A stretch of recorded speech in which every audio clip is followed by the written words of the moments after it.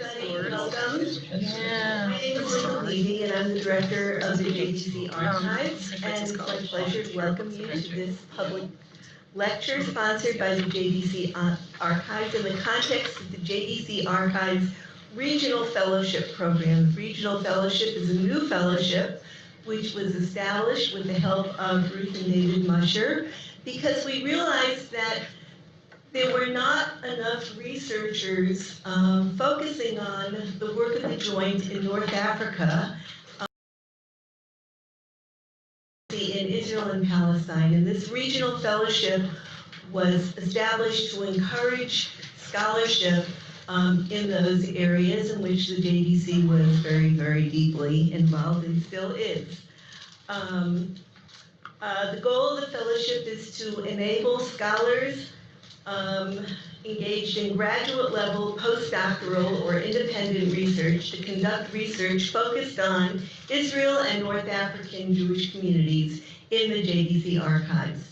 In addition to this JDC Archives Regional Fellowship, David and Ruth Musher have also endowed another fellowship called the Ruth and David Musher Fellowship, and I want to extend our thanks to them for their generosity, which has enabled so many scholars to be able to access our records and for us to be able to sponsor these public programs.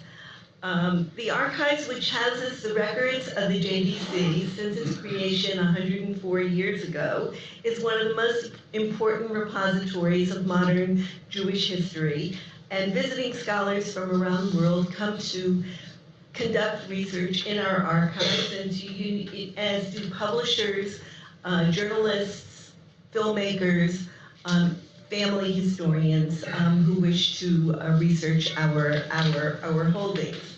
I invite you to visit our wonderful website, which is archives.jdc.org, and to see our online exhibits, our photo collection, our names index, and a lot of the wonderful things that we have on our website.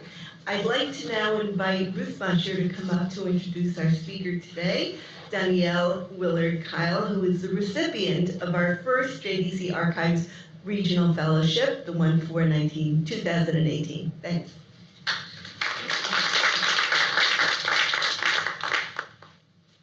Thank you, Linda. I'd like to welcome everyone here. We're in for a real treat this afternoon. Danielle Willard-Kyle is a PhD candidate at Rutgers University in the History Department. She holds the Steven Spielberg Endowment for Jewish Studies and the Memory of the Shoah Special Doctoral Fellowship.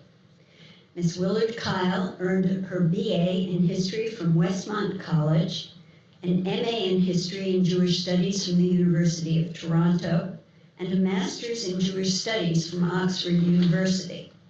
Her graduate work in the History Department at Rutgers University focuses on European and North African Jewish refugees in Italy after World War II, and the implications of this research for the recent European immigration and refugee crisis. Danielle has given presentations on her research at multiple academic conferences and has received numerous awards and scholarships, including the 2017 Ben and Zelda Cohen Visiting Fellowship at the United States Memorial Museum in Washington, D.C., a 2015 Mellon Summer Research Grant, and a 2013-14 Oxford Center for Hebrew and Jewish Studies Fellowship.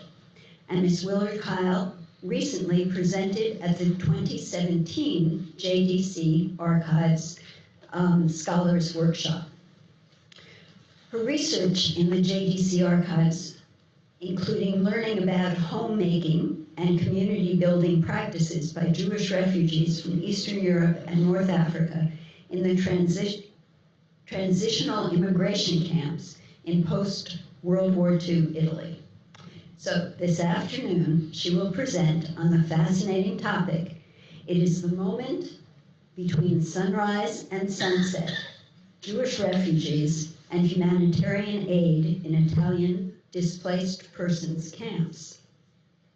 Our format is that our guest speaker will talk for about 45 minutes, and then we will entertain questions. It's my pleasure to introduce Danielle.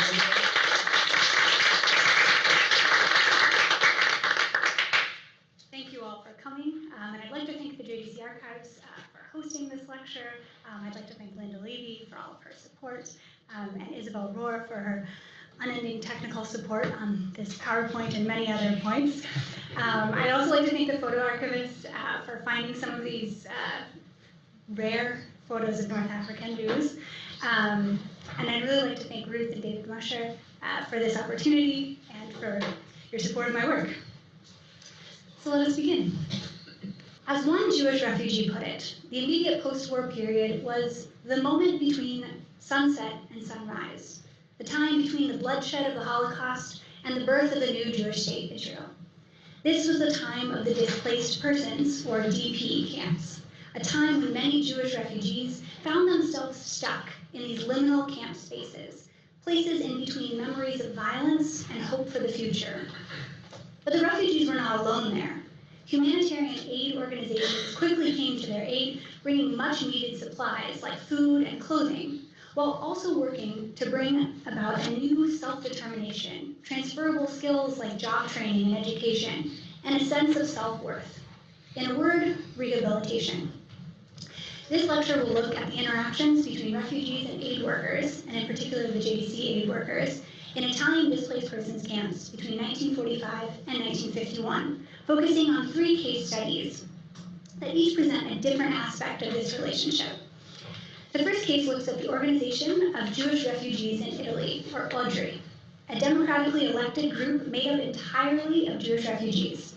We'll focus on the ways in which this organization worked together with aid groups to bring about a rebirth of Jewish culture and rehabilitation in these camps.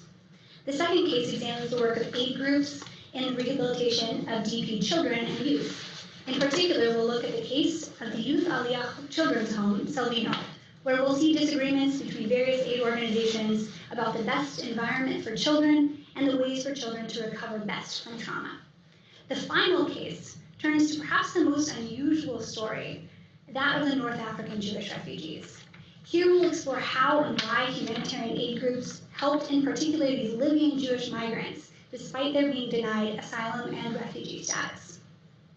Combining the more well-known stories of Eastern European Jewish refugees with the lesser-known stories of North African Jewish refugees challenges us to rethink the ways aid organizations worked on behalf of refugees in the DP camps. This lecture demonstrates that with the former group, the Eastern Europeans, most of the adults, both the adults and the children in that group, we see a partnership established between refugee and aid worker, one that allows for the growth and continuation of self-government and a personal agency. Whereas with the North Africans, they appear, at least within the archival records found thus far, to be in a far less powerful position, requiring the aid groups to advocate for them rather than with them. Ultimately, these cases show us that refugee rehabilitation, the remaking of the whole person to give them a purpose beyond simply survival, was a primary goal of these aid organizations in the post-war world, but also that this policy really only worked with refugees in stable positions. But first, we'll take a moment to do a little quick survey of the historical setting.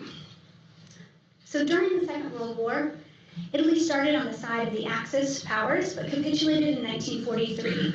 At this point, the Allies controlled the southern half of the country, while the Nazis and the fascists controlled the northern half. Racial laws and internment camps had been in place in Italy since 1938, but deportations only began after 1943, and you can see here some of the main deportation routes. Roughly 20% of the Italian Jewish population was killed during the Holocaust. These laws were also in place in the Italian colony of Libya, where Jews with foreign passports were deported, and over 10% of all other Jews were interned, with remarkably high death rates until their liberation in 1943. At the end of the World War II, the makeup of the Jewish population in Italy changed dramatically.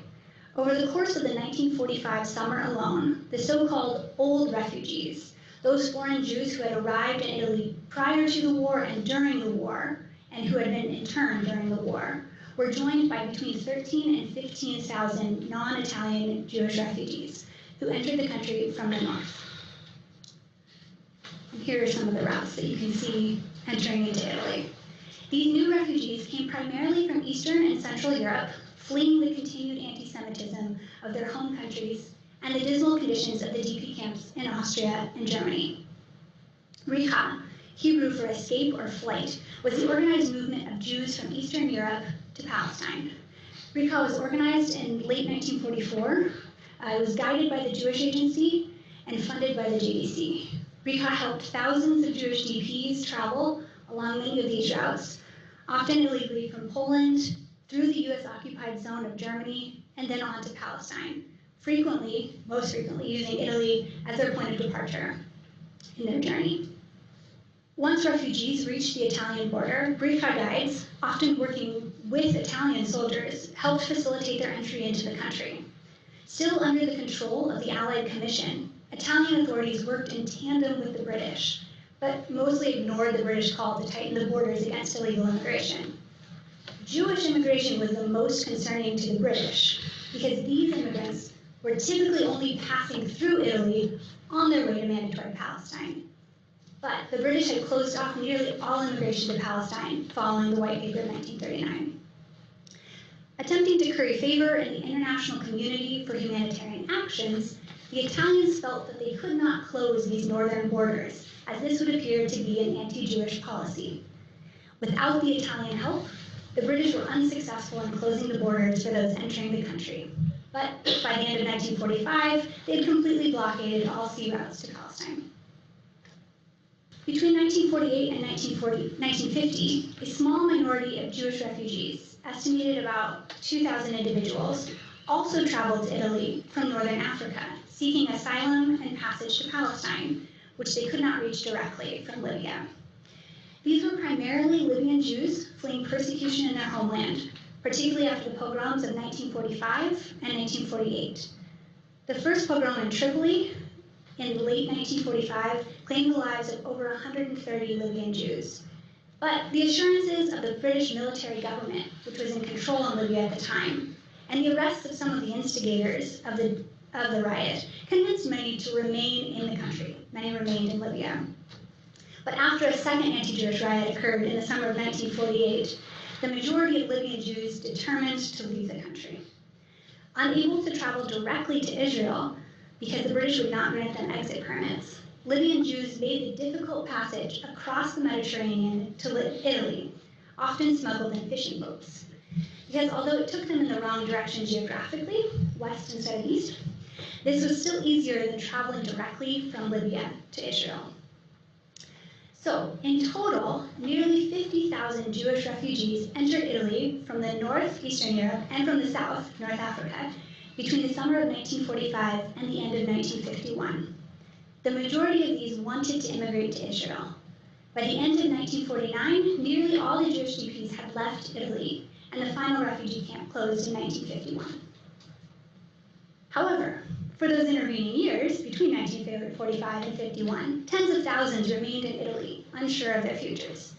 Once in the country, refugees could enter transit camps that were grouped largely in two categories. You had the Haksharot and the Displaced Persons Camps. In total, there were at least 35 DP camps and 45 Haksharot in Italy, although not all were active the entire time, and some were much larger than others. The Haksharot were started primarily by the Jewish Brigade for Palestine. They were Zionist training camps where Jews would learn the skills deemed necessary to live in Palestine, most notably farming and Hebrew language. Compared to the Haksharot, the DP camps were conceived on a much broader scale by the Supreme Headquarters Allied Expeditionary Force. This force was largely responsible for the initial setup of the camps in Italy, but then left the supplying and the running of the camps to three main groups. And here you can see some of the camps. It's not a complete map, but it gives you the sense that they were kind of spread out all throughout Italy. And here are the three main groups that were in charge of supplying and running the DP camps. You have the United Nations Relief and Rehabilitation Administration, or UNRWA, and its later successor, the International Refugee Organization, or the IRO, which were responsible for registration and repatriation, and later for resettlement. The American Jewish Joint Distribution Committee, or the JDC, who funded many of the operations in and out of the camps, in both the camps and the Haftarot, and the Jewish Agency for Palestine, who worked in the Haftarot and whose main goal was to get people to Palestine. A democratically elected group, the Organization of Jewish Refugees in Italy, ODRI, however, governed the day-to-day events and the morale of the camp. So this is where we are, as we'll take up the case studies. Jewish culture was the air which we, the refugees, breathed. The Jewish person, even if a refugee, needed a Jewish school, a Jewish newspaper, a Jewish literary or cultural organization. Written in 1948, these words of Eliezer Yerushalmi, first director of the cultural department of ODRI, explained that from the beginning there had been a plan for cultural rebirth in the Italian DP camps. Jewish refugees who arrived in Italian DP camps were not looking to make Italy their home. But as the wait to immigrate to Palestine grew longer because of the blockade, the refugees began to look for ways to improve their situation in what had become their indefinite everyday existence. In this spirit, they created schools and theater groups, produced newspapers and radio shows, and engaged in religious services and cultural activities. So this case study explores the rebirth of Jewish culture and the tensions therein between the desire to hold on to the past and to construct an entirely new future for themselves. It posits that the high priority that those in the camps gave to the renewal of cultural life stands in opposition to the notion of these refugee camps as spaces of exception or places of bare life. In this, it also serves as a corrective to the widespread notion held by many official government and NGO or aid organizations of the refugees as, quote, apathetic or lazy. But life in the refugee camps in the 1940s, like today, could be a grueling and dehumanizing experience. Refugees were classified by international authorities based on their location of birth, their ethnic or religious group, and the believability of their story. They possessed little to no political power or authority over their final destinations. And yet, unlike today, between 1945 and 1951, Jewish refugees in Italy were able to create an authorized body of representatives that could speak to power on their behalf. Recognizing that simply surviving the camps would not bring about the much-needed revival of their people, the organizers set out on a path of rehabilitation, largely through cultural means. So in November 1945, Jewish DPs held their first conference of ODRI in Rome. And here they garnered official recognition as the voice of the Jewish DPs in Italy. They were there to play a role of mediator between relief agencies and refugees. And ODRI benefited greatly from its partnership with the JDC in particular, because the JDC took on an advisory role, while most of the time recognizing ODRI's independence as a self-governing body. The JDC believed that cultural activities, matters of education, and related topics should be turned over to ODRI, but also that the JDC had, quote, the responsibility to be consultant advisor and expediter, which meant that should an issue arise, the JDC would also study the matter independently and make suggestions to ODRI. This role as advisor created some tensions occasionally, most largely seen in the matters related to the Haftarot, or those Zionist training camps. ODRI believed that these should be specifically Zionist camps, housing only individuals who were planning to make Aliyah, but occasionally the JDC had allowed others to live there. Some tension. And this continued throughout the duration of the camps. But the main goal of ODRI was to ameliorate life for Jewish refugees. And to this end, they placed an emphasis on rehabilitation through education, through job training, and through renewed cultural activities. So the cultural department was responsible for both reviving and creating Jewish culture. Part of their job, though, was to figure out exactly what this culture looked like within this very temporary space of a new but not yet quite home. A new Jewish culture was created here, a culture that was in many ways a hodgepodge of distinct cultural trends. It brought into conversation elements of a common Jewish past in Eastern Europe with their present life in Italy and their hopes for a future in Israel. Events from art shows to writing contests to film screenings to sports matches explored what it meant to be a Jewish refugee. And some of these were distinctly focused on reviving a cultural past left behind or taken away. So Purim plays, for example, reconnected the DPs with their traditions from old, as costumes and sets were modeled after those found in the early 20th century shtetls. Other activities were explicitly future-oriented, like this lecture, a lecture series brought in by sponsored speakers from Palestine that were there to excite and prepare their audiences for the joys and trials awaiting them in their new homes. But perhaps the best example of this is the journal Ingam. This was a JDC-funded monthly literary periodical that ran from March 1947 to February 1949. And it worked to combine literary criticism about pre- and post-war Jewish literature. So works by prominent pre-war Jewish authors like Sholem Aleichem were placed in conversation with contemporary pieces by authors like Abraham Sutzker.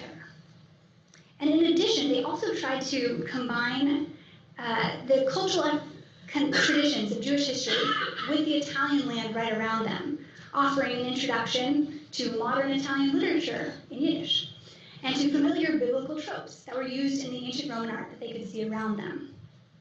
Their goal was to create connections, to memorialize Jewish creativity of the past while fostering new talent in the present. And this dual desire is clearly evident from their very first issue, in which the editors make this impassioned defense. Surely there will be skeptics, protesters. Is it necessary to publish a literary journal for the small Jewish community in Italy, for such a temporary community? Is this not a luxury? Yes, it is a luxury, if culture itself is a luxury. It is, however, a luxury not of prosperity, but it is a burden. It is a task. It is a fulfillment of an oath of a people. The Germans have exterminated the Jews, but they did not find any gas chambers for their culture. Culture remains. The recreation of the European Jewish culture was transformed into a solemn duty owed to those who had perished. The editors and contributors desired to inspire a new Jewish culture through their works with Jews across Europe and around the world, building a bridge between those who had experienced the Holocaust firsthand and those who hadn't. Now, this examination of cultural rebirth in the DP camps for Eastern European Jews is striking for many reasons, but among them, it may bring some clarity to Giorgio Agamben's claim of the camp as a, quote, space of exception, containing only, quote, bare life. Agamben's idea, combining Foucault's theory of biopolitics with Hannah Arendt's philosophies of dislocation and displacement, was first applied to concentration camps, and only later then to DP and refugee camps. But the majority of DP camps, I argue, across Italy, tell a different story. Here we see a revival of a community, politically through elections and organizations of leadership and governance, and spiritually through a rebirth of culture. A community that aid organizations worked hard to promote. And these cultural organizations, and the importance the entire DP community gave them, demonstrate that these individuals are still endowed with a bios, that is a political and a cultural will, Agamben's antithesis to a bare life. The existence, persistence, and importance of the cultural activities in the camps also afford us the opportunity to argue against the common conceptions of DPs as apathetic or lazy. Training had conditioned many aid workers to view DPs as recipients and themselves as rescuers in the post-war world. These recipients then became inherently passive and apathetic in the minds of these workers, and thus were often looked down upon and patronized. But the self-led cultural activities of the DPs clearly demonstrate that many of the DPs were anything but passive in their own rehabilitation. And this distinction is important because still much of our knowledge regarding DP camps comes from the papers of aid organizations, and the reports color the way that we view refugee life. By combining elements of cultural life from the DPs themselves with these aid organization documents, we may begin to find a necessary corrective to this often one-sided view. And sometimes the refugees themselves wrote about aid workers. For instance, Leo Bernstein, who is the General Secretary of Audrey, argued that the JDC played a unique and special role in the DP camps. And I quote, "A resume of the JDC's accomplishments can be given in one sentence. If the help of UNRWA for the refugees, which we can by no means minimize or belittle, can be designated as a certain formless objective. Then, the JDC gave to this formlessness the appearance of human form. Into this aid, the JDC breathed the all-important life-giving essence and love. And this human form is perhaps best seen in the work of the JDC and children. For this, we'll turn to our second case study. And this section looks at tensions over rehabilitation policies and queries how the children within the Youth Aliyah Home Salvino made choices concerning their future. The main disagreements surround what type of environment was best for the children to recover in, and what types of rules should be put in place to ensure the best responses to trauma. We'll also see some moments of agency on the part of children themselves. So in June 1945, while looking for a location for their children's summer colony, former Jewish brigade leaders, now working for the Jewish Agency for Palestine, visited a home in the small town of Salvino, located roughly 70 kilometers northeast of Milan. Within this small town in the foothills of the Alps, between Milan and Switzerland, there was a large house, seen here, named Chisopoli. Most frequently referred to simply as Salvino, this 4-story house consisted of a huge dining hall, a generous kitchen, several dormitories, classrooms, an infirmary, an indoor swimming pool, and a home theater, all amidst large gardens and a small forest. I've been there, it's actually really beautiful, and it's still there. This home was given to the Youth Aliyah to be turned into a children's center for Jewish refugees in 1945. And over the next 3 years, Salvino became home to nearly 800 children, not all at once. But nearly all of them were orphans. And one of the biggest questions facing these young survivors was, where should they go next? Halika Libeskind's case is notable for her reversal in where she wants to go. Born in Poland in 1930, Libeskind survived life in the Warsaw Ghetto, Majdanek, Auschwitz, Ravensbrück, and Neustadt camps. Fluent in Yiddish and Polish, and now with a working knowledge of German, the liberated Libeskind made her way to Salvino in November 1945. As a young 15-year-old, Libeskind arrived at Salvino knowing that during the war she had lost her parents, but perhaps with little to no knowledge of the rest of her family.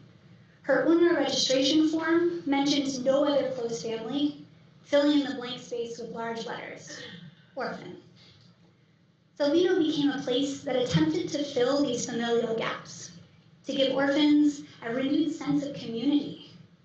And based on these smiling pictures, and we have a few others, of her in Salvino, she appears to seemingly have been happy there, wanting a new life to resettle in Palestine along with her comrades. But by 1947, 2 years later, she had left her community in Salvino for another camp, Cremona. By 1948, she was actually requesting resettlement in the United States. She even had an affidavit and a quota number, as she told the social worker who was filling out her IRO registration form. Her uncle in Chicago was sponsoring her resettlement. We don't actually know more of the specifics on Libeskind's case, as nearly all of our information comes from these 2 forms. Her case takes a final interesting turn, however, when further research shows her listed on a passenger manifest ship leaving Marseille for Israel in 1949. It seems that in the end she did decide to make Aliyah, rather than join her uncle in the United States. Had she found other family in Israel? Or was she more motivated by her Zionist beliefs than she previously thought? We may never know. But these initial types of changes of heart were predicted by British and American social workers who worked in the camps and who favored what we call an individualist or a familialist model of rehabilitation. These social workers believed that returning a child to her own family or to a new nuclear family would prove to be the best policy for a child's healing and future. In Italy, however, we see perhaps one of the largest convergences of collectivist ideals, groups because of the many Zionist groups present. So collectivist policies advocated that it was in the best interest of the child to allow them to remain within a larger group of children of their own age and of their own beliefs. So here, children were brought together in group homes, like Salvino, to be rehabilitated. So a struggle between these individualist and collectivist groups placed children in the middle of families, religions, and nations who all claimed authority over them, each seeking to rehabilitate children, armed with their own understandings of psychology and trauma. Moshe Zaidi, seen over here, who worked for the Jewish Agency as the leader of the Salvino Home, implemented a very interesting policy in his own understanding of psychology and trauma. He implemented a strict no speaking of the past policy in Salvino. So no speaking of one's birthplace, one's experiences during the war, or even how one got to Italy. You were there now. It was an attempt to help the children just look to the future. And the Jewish future, Zaidi believed, could only be found in Palestine. So the roots of Zionism were clearly very, very strong in the Salvino home. Other adult leaders taught the children the skills that they would need for life in Palestine and attempted to rekindle a passion for Jewish religious tradition by celebrating Shabbat and observing the holidays. And a UN special report could have been speaking specifically about Zaidi's approach to Salvino when it argued that for displaced children, quote, the present is only an ephemeral phase, which they tend to neglect, and that only the future provides space for them to grow and to heal. The past, which Zaidi wants them to move beyond, can only hold pain, whereas a positive future can give them hope.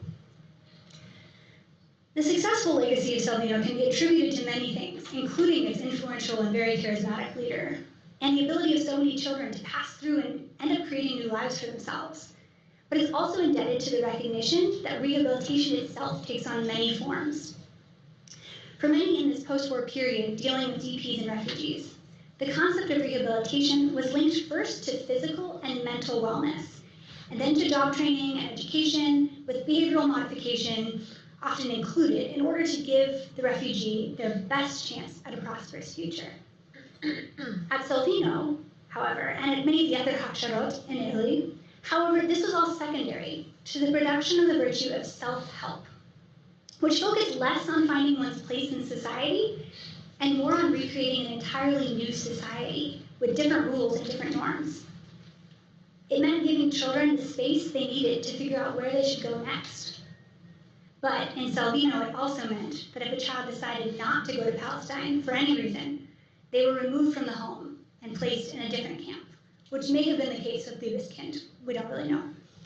But the JDC's ultimate acceptance of this idea of self-help as a possible method of rehabilitation ensured that this home's survival and helped safeguard the integrity of many of the other Hachsharot. But it also seems to indicate that despite claiming to always know what is best for youth, neither the Jewish groups nor the aid organizations always knew what was best to help their children heal. And this definitely extended to their interactions with North African children, the group that they had even less experience with than Eastern European. And so now we'll move into our most unusual case. In 1948, 100 Libyan Jewish children arrived on the southern shores of Italy. These children, fleeing the recent pogroms in Libya, were hoping to make new homes for themselves in Israel. Since the end of the war in 1945, Jews from Eastern and Central Europe had viewed Italy as the byway to Israel. And although blockades and quotas had significantly prolonged their tenure in Italian DP camps, some for years, by 1949, many had made their way to the Promised Land. Jewish refugees from North Africa were now hoping to follow this same trajectory. But the attitudes of many aid organizations to North African GPs were strikingly different from their attitudes to the Jewish GPs from Europe. European Jews were labeled refugees and DPs by the IRO and thus were eligible for asylum benefits. North African Jews, in contrast, were nearly all denied refugee status. Like European Jews, they were uncertain how long they were going to be staying in Italy, but unlike European Jews, they had no stable position in the camps. So this section will focus on both the IRO's policies regarding eligibility and the JDC's support for these North African refugees. It appears that it was the combined efforts of the JDC and a couple other humanitarian aid groups to circumvent the system of international refugee classification that both ensured the safety of these North African Jews and constituted one of the first attempts to challenge the immediate post-war definition of refugee and displaced person. And yet we also see here far less personal agency afforded to this very vulnerable population. So who were the North Africans in the Italian DP camps? So now this lecture will focus solely on North African Jewish migrants, and in particular those from Libya, who were known variously as Tripolitanians or Libyans. There were other North Africans in Italy. There were much smaller numbers, so this lecture is going to focus on the Libyans. So in 1945, we see a few cases of North African Jewish survivors who had been deported to concentration camps in Poland, attempting to return home and passing through Italy. That's these gentlemen here on the right. They were given passage back to their home country, generally by UNRWA, whose policy favored repatriation. And most of them arrived home before the horrific November 1945 pogrom in Tripoli. But it's these latter two groups that this lecture is primarily concerned with. So in a letter to the World Jewish Congress, Fritz Becker of the Union of Italian Jewish Communities succinctly described these two waves of immigration as one, clandestine expatriation, and two, exit entry permits through pretext. I'll explain what those mean. But first, clandestine expatriation. We see large numbers arriving in Italy primarily beginning in 1948, especially after the violent anti-Jewish riots in Tripoli in June of that year. They were attempting to get to Israel, but seeing the most direct path still blocked by the British, looked to Italy as an alternate route to get to their desired destination. These were primarily individuals, families, and small groups who paid smugglers to take them across the Mediterranean, most of the time on fishing boats. Upon arrival in Italy, some claimed they had a partnership with the JDC or with the Jewish Agency, or they lied to the IRO, hoping to expedite their cases and receive eligibility for resettlement aid. So let's look at the case of Joseph Tajar to give us a better insight into what would be typical of these early arrivals. So Joseph Tajar, seen here, was born in September 1935 in Tripoli to Jewish parents. His parents, who were still in Tripoli, sent him to Italy because of racial persecution and because they wanted to send him to Israel. Common story. And they claimed that they had, on their paperwork, they claimed they had an agreement with the JDC to help him. He arrived in a sailing boat with a small group of others in September 1948.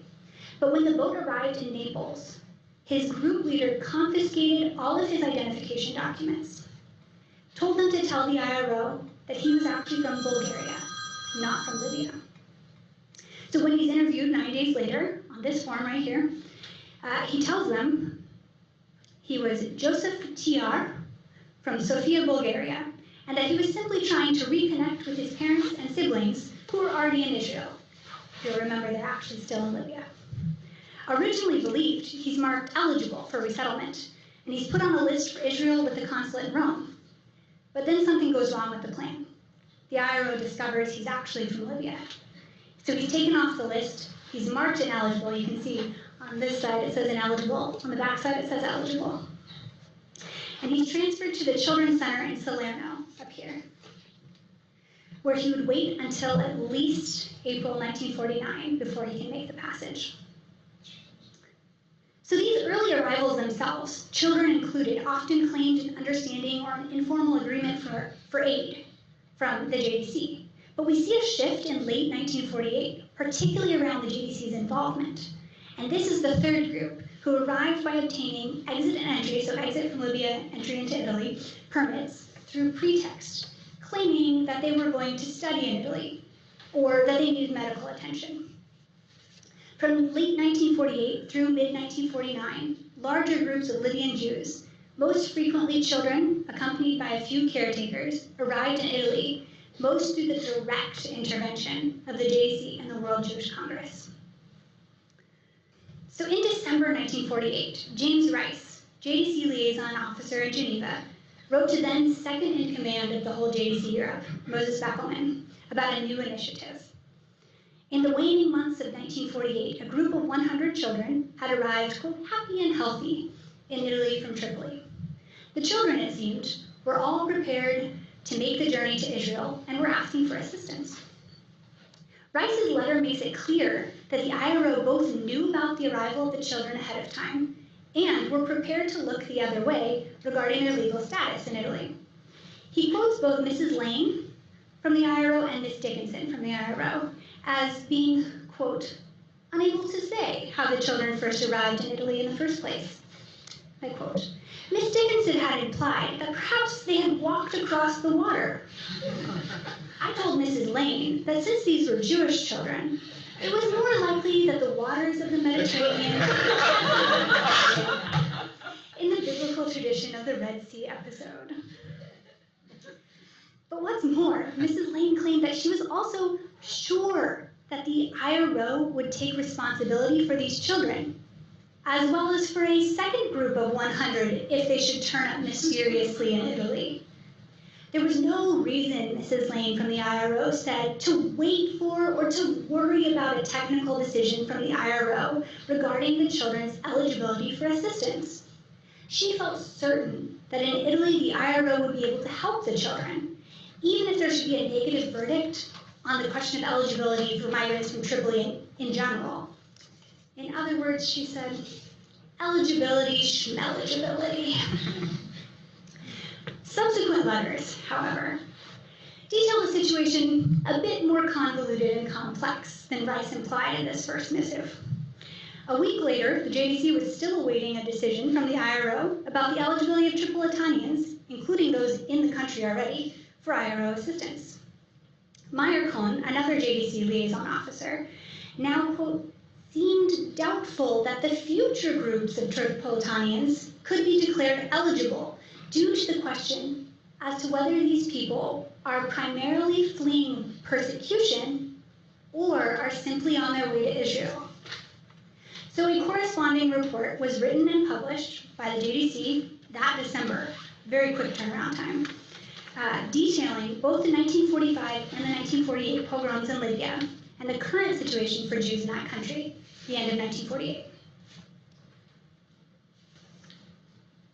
And the report stated that indeed it appears to the JDC that the fate of Tripolitanian Jews who succeeded in reaching Italy must be considered within the same framework of assistance extended by the IRO to other DPs from whom they only differ by the mere facts that they have become displaced only at a later stage, but by exactly the same causes rooted in war events.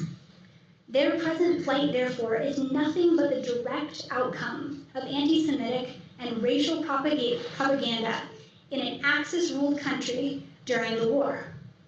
Under these circumstances, JDC is calling upon the IRO to accept the Tripolitanian Jewish refugees as eligible for their care and maintenance and eventual resettlement in accordance with their responsibilities for all other refugees who are victims of racial and religious persecution. Strong words. This report made it very clear then that life remained critically dangerous for Jews in Libya, thus giving them good motivation to migrate elsewhere and to be eligible to receive aid in doing so. 2 months later, however, James Rice received word that the British Foreign Office had written reports contradicting those of the JDC, claiming that, quote, the situation is under good control and there is no reason for Jews to leave the country as far as internal conditions are concerned. This clearly represented a problem for the JDC's case for the Tripolitanians. But in the meantime, these Libyan children had to be housed and fed somewhere. So in the late months of 1948 and the early months of 1949, while all these letters are going back and forth, we see a hodgepodge effort to give care and maintenance at various hakshirot, which are spread out through the Rome and Naples region, in the middle of Italy. And then in the spring of 1949, somewhat confusingly, but probably simply out of necessity, the IRO renovated a children's center in Salerno that would be used to house North African children. This move aligned with the joint effort from the World Jewish Congress, the Italian mission in Tripoli, the mission of the State of Israel in Tripolitania, and the JDC, lots of partners, working to obtain travel visas to Italy for 6 months for several hundred children and youth aged 8 to 18 or so who would be hosted there. Quote, the equipping, supplying, and supervising of this center was difficult. was the official report of the IRO. But this seems to have been the general attitude about the camps where North Africans were housed, as they were often housed in camps that were originally only intended for maybe a week-long stay. Libyan Jews soon found themselves in very cramped and unhygienic situations. And in 1949, a US visitor described one of the camps in a letter written to the JDC. This is not a JDC camp, but she's very concerned.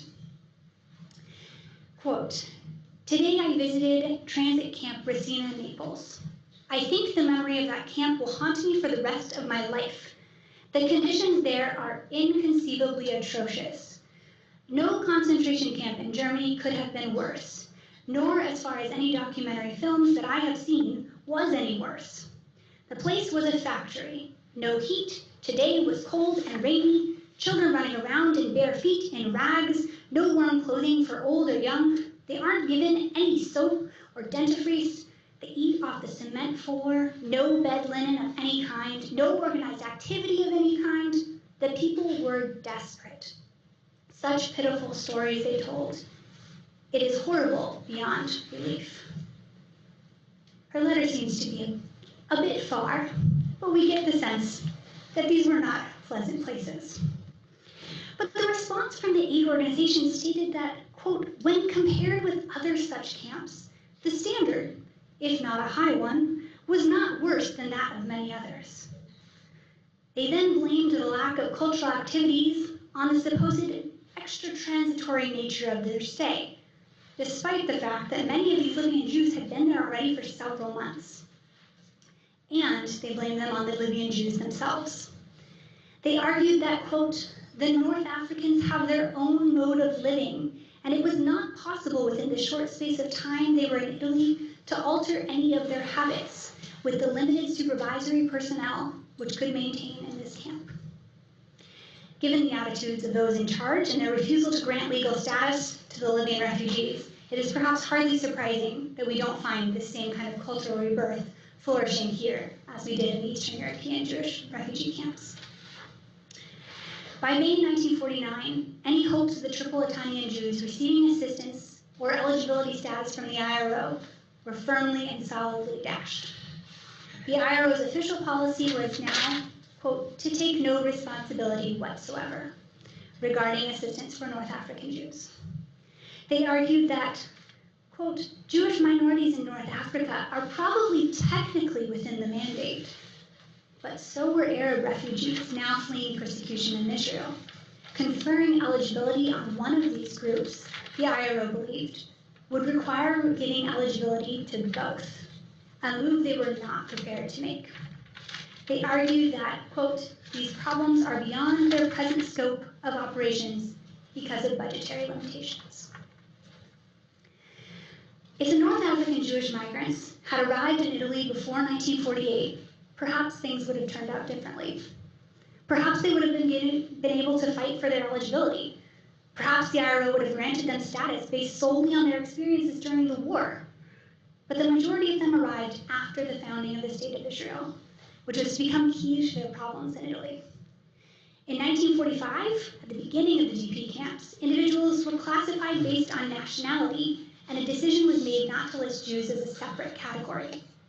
With a changeover of leadership between UNRWA and the IRO in 1947, and the increased pressure building from the Cold War, there was an ensuing shift, a focus on getting anti-communists out of the East, which meant that for the sake of simplicity, they shifted towards seeing Jews as a category that would automatically ensure refugee and DP status.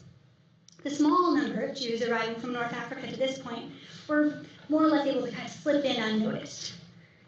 But the founding of the State of Israel in 1948 becomes a turning point as the IRO proclaimed its strong desire not to get involved in what they termed, quote, "the Arab problem." The main problem for most of the North African Jews is that they're too late to take advantage of the all Jews get status regardless of experience, and well, they don't make a difference in the Cold War in the eyes of many in charge. Their number in Italy is small enough that they can be largely overlooked in international policy, but crucial enough, apparently, that they cannot be given status without fear of it impacting the IRO's credibility in the rest of the Arab world. But what of these Libyan children who are already in Italy? Well, according to James Rice, the IRO had decided to grant all North African Jews who were in Italy already in mid-1949 an informal exception. Thus, their papers would still be stamped ineligible for refugee DP status and aid, but they would continue to be granted housing and some kind of food aid that was largely supplemented by the JDC until the JDC was able to get them to Israel. Travel manifests attached to a 1951 report indicate that nearly all, if not all, of those Libyan children did make it to Israel by 1951. Nearly all of this whole story, was given summation in the official IRO history with one line. Arab children were not within the mandate. The question of the eligibility of Jewish children for Tripolitania was dealt with. By examining how the North African Jews were dealt with, we see far less personal agency afforded these Libyan refugees than was given their Eastern European counterparts. Libyan groups, Jewish groups, back in Tripoli sent missives and requests to the IRO, but these were often passed over in favor of reports from more official agencies, like the British Foreign Office, for example. Not allowed to create something like ODRI, that organization that was able to speak on behalf of the Eastern European Jews, Libyan Jews were unable to offer their own representation in the camps, and instead had to rely solely on humanitarian aid groups like the JDC to fight for them. In conclusion, the degradation of the Jews of Europe has reached the turning point. Only great efforts can save those still strong, those still healthy from hopeless despair and demoralization. It is the moment between sunset and sunrise. The vitality and hope which has revealed itself amidst wantonness are not the last remnants of strength in the final desperate struggle before annihilation. It is a new belief in the future of the Jewish people, a new faith in humanity. With a few changes, these words of Leo Bernstein, the General Secretary of ODRI and himself a refugee, spoken in 1947, could have been spoken today. We're living in a world where the UN Refugee Agency reports that 71.44 million people are refugees, asylum seekers, or stateless persons at the end of the last year. And Italy continues to play host to over 350,000 of these individuals. Can these cases from the past tell us anything about the present? We've seen in this lecture some of the ways that humanitarian aid groups worked in DP and refugee camps by supporting refugees financially in their efforts to bring about a cultural rebirth, recognizing the need for self-governance in these areas, by thinking more deeply about the ways that children can recover from past trauma, even if they disagreed amongst themselves about what would actually be best for the children, and by challenging aid eligibility processes for those who lack a voice to push for change themselves. Ultimately, these case studies show us that refugee rehabilitation was best accomplished when aid organizations took an auxiliary role, working alongside the refugees as partners rather than as directors. But in the cases of more immediate crisis, where a refugee's mere presence in a country was challenged, rehabilitation often took a back seat to the more fundamental need to just supply goods for basic survival. Partnership allowed refugees to advocate for themselves, but not all of our cases were afforded this kind of personal agency. Our final case study challenges us to re-examine the policies and procedures of aid groups working with refugees in these more vulnerable positions, and perhaps can continue to challenge today. It was, and perhaps is still, only through the combined efforts of refugees and humanitarian aid organizations working together that those in refugee camps were and may still be able to find their way out of liminal space and into the dawning of their new futures. Thank you.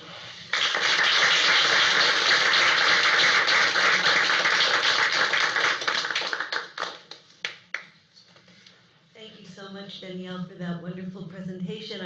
I know I learned a lot. I'm sure everyone in this room has learned a lot, certainly about the Libyan piece in the DP camps. We're going to open the floor for questions now. Please limit yourselves to questions, not statements. Yes? I understand what you said about the Libyan Jews going to Israel, but approximately what percentage of the European Jews wound up going to Israel? We don't have exact numbers, I'll just say that, because not everyone was registered. But of the numbers that we probably have, I think the best estimate now for those coming through Italy was between 75 and 80%. Hi, I was just wondering if you, in the amount of time that you've gone through all these archives, have you been able to do any sort of comparative study between DP camps or transit camps in Italy? Hold it a second, we're going to have you repeat your question in the mic. Thank you. Sure. I was just wondering if you have drawn any sort of comparisons, any comparative study between the DP camps, or I possibly call them transit camps in Italy, and the DP camps that were more widespread in post-war Germany or Austria. So my work is so I'm currently working on my dissertation, I should say that right now, so I'm writing it as we speak. And so that is actually focusing specifically on Italy, but it will make some comparisons, particularly in areas of kind of familial growth.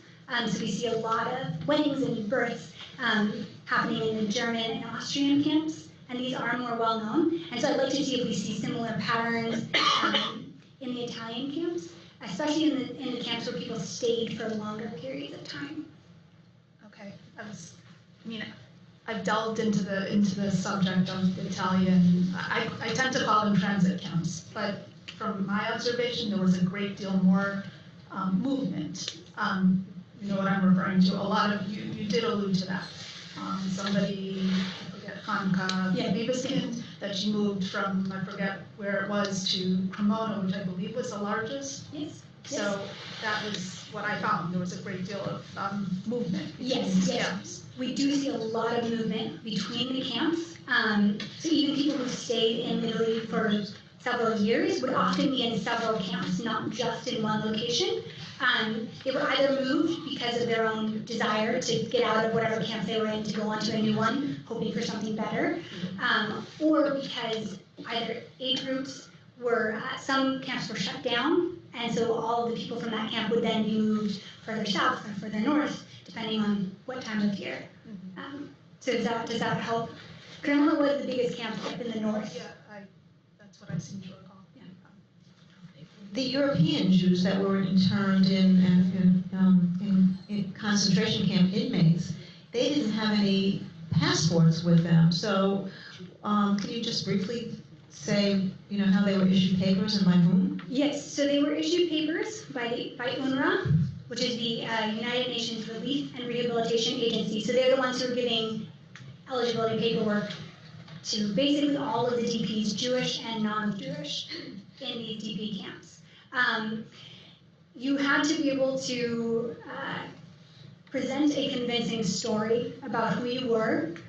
You would be talking to someone who may or may not speak your language. You might have to speak in kind of a third or second language. You would give them details of your life. They would kind of rate how credible that was, and then they would give you a document. There was one of those kind of example documents up there where they actually thought the boy was from Bulgaria, and so that's what they wrote. So each individual refugee, not families, individuals, would be interviewed. Children would probably be interviewed with their parents, but they would get their own form. You would also get a control book, which would have your picture in it, and it would keep track of what kind of goods you've gotten, and that continued all the way through. What port in Italy did they usually leave from? Was it Naples or? So a lot of the Libyan Jews came into Naples. Some definitely left out of Naples. You also see many leaving from Bari, which is on the eastern side, kind of the east-southeast. If you can think of Italy as a boot, it's kind of near the heel, the up of it. It's kind of near the ankle. Spell that, B-A-R-I. Oh, right. Yes, and some others were left from ports up in the northwest. Thank you. Mm-hmm. Yes? Just these individual forms that you just described, Is there an archive of them? There is, and it's fascinating. It's called the International Tracing Service Archives. There's a copy of all of these, they've all been digitized. Okay, sorry. So these forms were taken from the refugees at the end of the war, at the end of the DP period, and they were gathered and shipped to Germany into a tiny town called Bad Arolsen, where they were kept under lock and key for about 60 years. No one can access them. They've now been digitized. Can we get access to them? Yes, you can now today. So you have to make a trip to DC, to the U.S. Holocaust Memorial Museum, and they have almost all, they're still being digitized today, but they're very close. And you can access them on the computer, and you can get copies and files. They also have a tracing service specialist there who can help if you're trying to find, especially if you're trying to find family members. You can talk directly with them, and they will help you. Thank you. We have one last question here.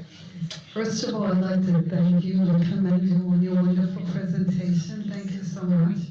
I have actually two questions.